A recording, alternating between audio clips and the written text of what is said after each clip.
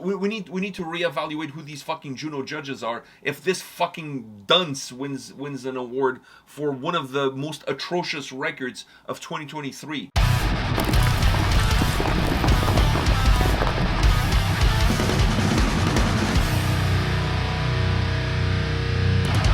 Welcome to another episode from Takedowns to Breakdowns with A&P, and I think we have to talk about Metallica. Yeah. I feel like we have to. The old guys won a Grammy. Somehow.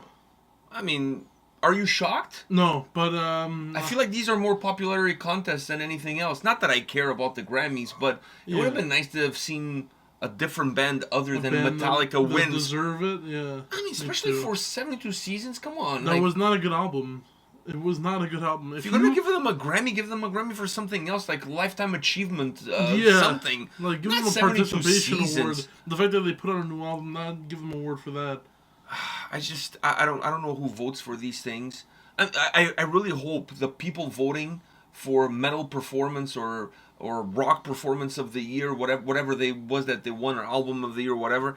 I hope it's not the same people that are voting for Taylor Swift, because I feel like they don't have the right range to judge one and judge the other.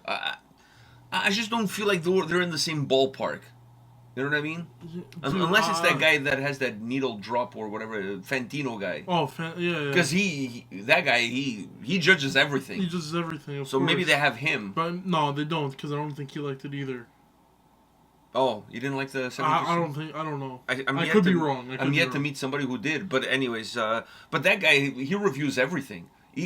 Talk about a guy with a wide spectrum of tastes. Yeah. But, fuck, I could do that, though. What, review a Taylor Swift record and then the next day Cannibal Corpse? Yeah, I mean, maybe not review the record, but like react to singles, maybe. No, but he's not reacting to singles. He's reviewing the albums. I know, but I'd react to it, dude, because you know how wide my palette of music is. I just don't see myself giving some of those records a fair shake, considering they're not really my cup of tea. So you have to be part of that spectrum of music in order to really give that a fair shake. Not fully, because there are a lot of music genres that I listen to, or that my friends will put on, where, yes, I'm not the hugest fan of bands in that genre or people in that genre. But you can appreciate. But I can appreciate certain aspects, and I can like certain things, even though it's sometimes not my, it's not my forte. I can really look at it as a piece of art, and that how good the quality of it is. Funny enough, since we're talking about the Grammys and the Metallica, by the way, they won that, but that was off camera. It was not televised. Well, yeah, of course. You know what other genre no longer gets televised? What? Hip hop. Which really? I'm shocked, because super popular. Yeah. And it doesn't get televised. The stuff that gets televised is R&B, pop, R&B and pop and R&B, like in all the other mutations of those two genres. But I'm totally shocked that hip hop doesn't get televised. I swear to God, it's one of the biggest ones. It doesn't. Them and rock and heavy music have been, moved into the side. They got pushed into the side. Why are we in the fucking kickoff show? Why are we not? But you also don't see hip hop performances like this year. There was no hip hop performance at the Grammys. You know what I mean? So, like, I remember the times when, like, Eminem performing at the Grammys was a big deal. Ghost performing but even Ghost performed at the Grammys. All of those days are long gone. I'm wondering if they're afraid of some shootings and shit like that. I don't know. No, I think they're just like, I don't know. Killer Mike won like fucking 3 Grammys. But then he went to jail. I don't know. That's so fucking crazy. And apparently it was for a misdemeanor, too. It's not like the guy killed somebody. Oh, so they could have easily done it after the show. Dude, they could have totally waited after the show and then fucking deal with it. Apparently they took him to jail and then they let him go. Like, once he got there, like, they let him... It was a misdemeanor. Like seriously, like, the LAPD is, and they had fucking cock blockers there, you know? They had a pretty cool, like speech on stage, too. Oh, I didn't see it because it was not televised. Oh, yeah, but it was recorded and it's online. The greatest moment... I do a horrible Trump impression. But anyways, the greatest moment of the Grammys, I gotta say, from my standpoint, and I watched not because, once again, there's nothing there that I really want to watch. So the only thing that I really wanted to watch was the red carpet to see what everybody's wearing. I'm not gonna lie. I love that shit. I'm like fashion police. I love to see that shit. I was like, Miley Cyrus, what the fuck is she doing with that see-through dress? Jennifer Lopez did way better than that, like back in the day. Like that's me. I've gotten to the point that that's fashion police. Fashion. You're like the people who watch the Super Bowl for the halftime show. I'm one of those people. So anyhow, I watch it more for the fashion, and actually Trevor Noah, he was the host, and he was a really good host. First of all, the music that they really promote, I feel like that's his cup of tea. So he to me he came across as super knowledgeable of the artists, of what they're up to, and all of that shit. And I enjoy that. And then he's a funny comedian. So he's a funny comedian who has an understanding of the music that they're promoting. Yeah. Like, you know what I mean? Because they're not promoting like heavy metal. So like it's not like he's like Metallica, who's that? You know, and I'm not saying he doesn't know who Metallica is, No. but you know, so he's knowledgeable. But the other part that I think that's really important when you have a host of one of these shows is that the bands and the artists also know who he is. So when he cracks a joke, even if it's a little bit extra spicy, people are like, it's Trevor Noah, like it's cool, like, you know what I mean? Yeah. And I think that's, if there's two things I take away from the Grammys, that's one of them. That if you're like, if for example, if there was going to be an all metal award show, whatever, like Metal Hammer Awards, if they were televised or something like that, if you're going to have a host, the host has to be somebody that's respected by the artists. Because if you're cracking a joke or whatever it is, it also puts the artist in a position of being a lot more comfortable. Yeah. Because they know who the guy is. Like, he cracked some Taylor Swift jokes and she was like not cringing about it. Do you know what I mean? Because, you know, I feel like he has that kind of clout. Yeah. And I think that's important when you're hosting a show. If you go and you see, I think it was the Emmys or whatever that was, that had Joe Coy, it was horrible. Like, first of all, nobody knew who the fuck Joe Coy was. You know what I mean? I actually watched it because of him, because I'm a fan of his comedy. But even as a fan of his comedy, I gotta say, like, it was bad. None of the jokes hit. Like, it was really bad. It's not like the Ricky Gervais one where he did, like, the... No, but that's another guy that has clout that people know, like... And you know what you're gonna get from him. You know. You know, you can't ask that guy to host something and expect it to be PG. It's just not gonna happen. So I really enjoy the fact that he knew the artists, he knew the bands, he knew the music. He's a fan. They know him. That created a really nice dynamic, and the jokes were really funny. Like, he wasn't pulling any punches. So that was he had a joke with Billy Joel. I don't know if you know who Billy Joel is, but I do. All right. So he had a joke with Billy Joel that he said something like, "Between you and me, we've sold out Madison Square Garden 150 times." And then Billy Joel said, "How many of those 150 were yours?" And he goes, "It's not about me. It's about what we've done together." It's something along those dude, lines. that's like when, like, third division soccer teams, they post on their TikToks, and it's like them and Real Madrid, and it's like 14 Champions League, and then it's a bunch of other big clubs, but it's like 2. It's like, how many of those Champions Leagues were you guys? I know, but it's kind of funny. You know what I mean? Yeah. Like, it would be like me saying that, me and Cristiano Ronaldo, we've won. Between the two of us in Amon Amarth, we sold out history like 5 times. Yeah. You know, we could say that. You know. So, anyways, I thought that was really funny. It worked really well. Taylor Swift thought it was funny, and that's all that matters these days.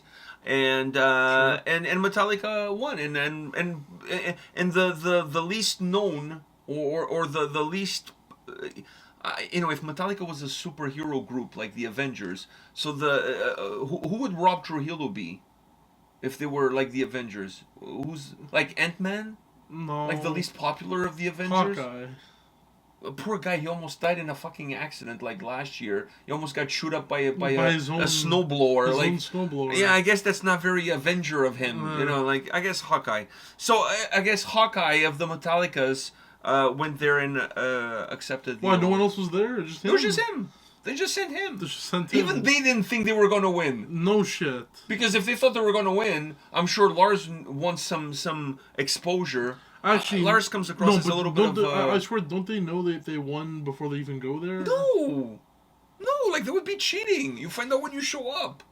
That's why sometimes they win, like, Ricky Gervais, speaking of Ricky Gervais, he won an Emmy for best, I think it was an Emmy, whatever that award. He won one for best stand-up of the year. It was the first time ever that they were doing it, and he won for best stand-up of the year, which I actually think it wasn't the best, because I saw it on Netflix, and I thought it was, like, really shitty. Anyways, he wasn't there to receive it. So they said, we accept it on his behalf. And then they scooter off, they booger off the stage. Yeah. So anyhow, so he was there by himself. He was there all solo. They didn't though. And you know the favorite part about it is some fucking account were like talking for the lead singer of Spiritbox. But because they were nominated. Because they were nominated. I wonder if they were there. I don't know if they were there. And they posted... Slipknot was there. Everybody but Corey Taylor was there with masks and shit, and their wives, and not the wives were not wearing masks. Just the guys were wearing. That would be funny. That would be funny. That's how 𝗙𝗥𝗢𝗪𝗡𝗏𝗪𝗡𝗦 would show up. Yeah. Well, not all the guys from Slipknot, because they just fired the drummer, so he wasn't there. He was persona non grata. He wasn't there. But some account you showed me, like it was like it's a metal news account. Yeah. Posted a picture of Spiritbox with a quote from them saying that not from them from the lead singer saying that, you know, maybe one day when we're 80 years old, whatever, and we're making shitty music, which technically is what they're doing now. They'll win a Grammy. Yeah, and then she came on, which is a clear shot to Metallica, because also it was because of winning the Grammy. Of course, it's a clear shot to Metallica. Because they also it said apparently in the quote, like, congratulations to Metallica. Maybe when we're 80 and we're making shit music, and we're making shit music, we'll win a Grammy. And then she had to comment under that. I never said that. I never said that. I never said. So for like 15 seconds, I was a fan of Spiritbox. Dude. Because I felt like when I read that, I was like, holy shit, fucking Spiritbox got some balls. Got some balls. Like, they got some balls, man. Spiritbox is definitely a band that would go on tour with Metallica. I could see that. I could totally see that. I could totally see that. I could totally see that. So I'm not surprised that it didn't actually happen, because there's no way they would do that and like jeopardize that type of. What I would have done if I was in her shoes, which I'm not. Either flats or heels, I'm not. So what I would have done is I would have said, I didn't say that, but I kind of wish I did. Like, I would have just played off of it. No, because like I said, they're thinking about the possibility of a tour with Metallica in the future. But he mentioned the press that you get from that comment. I don't know if they need the press or not. But that anyway. Press, is that press worth it more than a tour with Metallica? Yeah, but what about if the fans don't want to tour with Metallica because they think Metallica are part of the patriarchy? We all know what happened. Shit. We all know what happened when they were supposed to tour with Falling in Reverse, Get Up Boys. Yes. When they were supposed to tour with them, and then, you know, the whole misogynistic thing came up, and it's like, no, we cannot have that. We cannot have our boxies, because I don't know what they call Spiritbox fans. Are they boxies? Spirities? Spirits? The spirits? I don't know. They all got, up in a fizzy that, no, we cannot have that happen. Our band cannot soil themselves by going on tour with these heathens. With these heathens, with these, what do you call it? These soy boy, incel boys. Like, yeah, something along soy boys. I don't know. Soy boys and incels, like, it's totally different. Anyways, they cannot soil themselves by plundering into a tour with Ronnie and his gang of misfits that cannot see a pair of boobs without grabbing it. Like, whatever. Like, they were, you know what I mean? I know, like, they were going to run a train on fucking Spiritbox. Give me a break, man.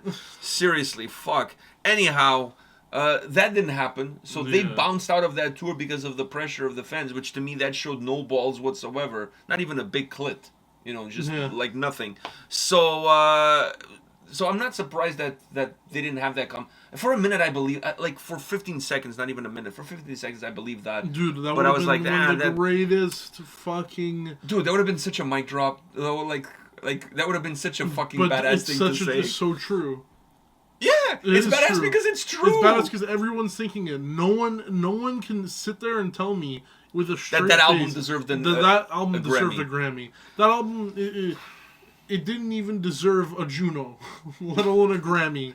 It didn't. It can't get nominated for a Juno, but I'm saying, like, it could as an international artist. Oh yes, international artist. They do have an international artist, so technically it's not out of the realm of possibility. And right now we're in Juno. But would Rob Trujillo even show up for the Juno territory? Nah, I don't think so. That's like the secretary. You would send his son from Otto to pick up the award on their behalf. I don't know. Right now, the Junos are rolling out. Yeah. A few bands have been nominated, letting you guys... Junos are like the Canadian Grammys, all right? with less pump and circumstance. So, anyways, a couple of bands that I'm excited to see receiving a nomination. I haven't seen who all the metal categories, like who all the metal nominees are, but I know three, which is Voivod, but the fucking guys have won 2 in a row for 2 albums. So this one's not even for like, it's like for a live record, I believe. It's not even for like a real record. Okay. Like, I mean, they must have some really pull. unsavory pictures of the judges That's- if they win for this one, Yeah. because they've won 2 in a row. And I'm not saying it wasn't deserved, but I'm just saying like this one, anyways. So they got a nomination. Danko Jones, boo you, Danko Jones. He got a nomination for an album that's absolute atrocious, like atrocious. Like this, if this album wins, It's the Metallica. like I'm burning my Canadian passport. Not, but you know. Not. But we need to reevaluate who these fucking Juno judges are. If this fucking dunce wins an award for one of the most atrocious records of 2023, like rock metal, like one of the worst. I mean, it was at the same level as Anvil, bad. So, and those guys have never won a Juno, thank God. And then Ken Mode is nominated, so I'm putting all my chips on Ken Mode. I hope Ken Mode wins, because people who are doing that kind of like indie metal, rock, punk, dark, post rock, whatever the fuck you put Ken Mode under, because for me it's really hard to put them under a fucking genre. Yeah. But I love the dudes from Ken Mode. I honestly hope that they win, and it would be us, the rest of the country, giving something to the prairies, because they always feel like we're taking it away, shit from them. So I think it would be nice for us to finally give something back. So anyways, that's my take on the Junos. But to finalize, that's not even a word. To finish off this video, I just want to say, because I mentioned that the Grammys had 2 things that I thought were really cool. One was Trevor Noah. Mm-hmm.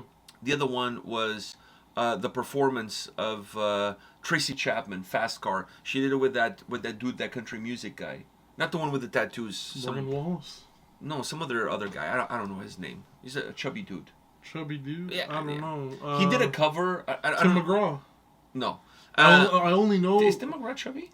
No, I only, when it comes to country music, I only know Tim McGraw, Morgan Wallace, and Luke Combs. Yeah, that's the Luke one. Combs. I think that's the one. And then Brian something. No, Luke Combs is the one with the tattoos, is it? He's a big ass beard and like Tattoos and shit on I his have no face. idea. It looks like a country version of Post Malone. I Right? have no idea. I think it. Anyhow, because there is a country version of Post Malone. I think it's that guy. I don't know. I don't watch country. So, anyways, this country guy, this random white fat dude, and I'm not body shaming the guy. I'm just kind of like putting him under a specific limelight. That you may also be. Yeah, no, but I'm just saying, like, I'm trying to describe him the best way possible so people know. Very endearing. Like, like if you get robbed and the guy is fat, you're not gonna say. You're not gonna tell the cops everything but that. A healthy looking. You know what I mean? Like, you're not person. like you want the guy to get caught. He robbed you, so you're not gonna take one piece of the puzzle out of the equation because you don't want to offend him. I don't want to offend him. I don't want to offend the guy who robbed me and at gunpoint by calling him fat. Listen, it was a very healthy looking individual wearing a unisex sweater and jorts, and that's all you need to know. All right. So, anyways, this country dude, he did a cover of "Fast Car" by Tracy Chapman. So they thought it would have been a good idea to bring the two and perform the song together. And I don't know who had that idea, but kudos to that person. Well, it definitely wasn't the person who had the idea to give Metallica the Grammy. Boom. So, anyways, it was a great performance. I don't think Tracy Chapman has performed live in the last 30 years or something like that. She'd been. MIA. Yeah, almost like MIA has Almost been like MIA has been MIA. So, anyways, she came out and she did this incredible performance of Fast Car, the two of them together, and that's how the night started. And it was like starting the night with a bang, and then everything just went fucking downhill from that point on. So, because the night started really well with the dresses, the red carpet, that performance, and then the rest was shit. So, that's my take. Yeah. That's my take. And Taylor Swift won Best Album for the I think Best Album or Best Song, something like that. She broke a record. She's the only artist to have won that award, like that Grammy, 4 times. Damn. Yeah. She beat a bunch of other like big names, like Celine Dion has won 3 times, and she's the one that gave her the award. Yeah, people were mad because Because she didn't give her props. No, because she didn't. She took the award from She's Celine like, get Dion. out of the way, bitch. Yeah, like she took the award from Celine Dion. Like Celine Dion isn't the fucking queen right next to her. Like takes the fucking award and just walks off. Get out of here. Get the fuck out of here. Like Celine Dion's like, have you ever won the Eurovision? Bet you haven't. Did Celine Dion win Eurovision? Yeah, for Switzerland. Fucking for Switzerland. Jesus Christ, what the fuck? We're exporting our best talent, like whatever, like fuck, man. Fuck, if Australia can. Anybody that speaks French, like it's you're good to go. Yeah, well, I think the song was in French, so yeah. I'm sure it was, because she barely speaks English. Her English is you know, Comme ci, comme ça. That's the word I was looking for. Perfect. That's what I was going for. I was struggling a little bit with my French. Anyhow, this was... I hope if you didn't watch the awards, we just give you a full rundown of pretty much what happened. Now you don't have to watch it. Now you don't have to watch the reruns. You don't have to... You can delete it off of your PVR if that's a thing that you did. So anyways, I think we... or if you record it onto a tape, you can get rid of the tape. And let me just say one more thing before we go. Heidi Klum, she looked hot. Did not see. You did not see that coming, or you did not see... Oh, I just didn't see her. Oh, just go Google it. She looked like... That's why you watch the red carpet. Okay, everything's making sense now. I'm a creepy old dude, man. Yeah, man, he does it under the false pretenses of being a fashion dude. To quote Jim Carrey, I put all of them in my fantasy files. Man, that's when MTV used to have music. They used to have the MTV Music Awards. Man, Jim Carrey, did you see that when he showed up as a hippie with like fucking long hair and a big beard? That was before the Y2K, saying when Y2K happens, the whole place is going to go schnauz. And he was telling the ladies, all of you are going on my fantasy files tonight. That's one of the most fucking epic speeches of fucking all time. You look like Jim Morrison from The Doors, like with the long hair, long beard. Like anyhow, I'm getting carried away. Go check it out on YouTube. That thing is on YouTube. Jim Carrey at the MTV Music Awards back when they had music. Anyhow, we're good, right? Yeah. We give the complete Grammys rundown. Fuck, I think it's better to watch us talk about the Grammys than watching the Grammys. So on that note, guys, we will be back next week, maybe to talk about Kerry King from Slayer, or ex-Slayer, has a new song, a new album coming out that sounds apparently just like Slayer, without Tom Araya. So take that for what it's worth. Yeah. I haven't heard the song yet, so that's why we're not talking about it tonight. That's what we're not talking about now. We're going to go We'll save it for next week. Yeah, exactly. All right, because I want to talk about it with confidence, with knowledge. With knowledge. All right, perfect. We'll do that. All right, guys, we'll see you all at the next video, at next week's episode. See ya. See ya.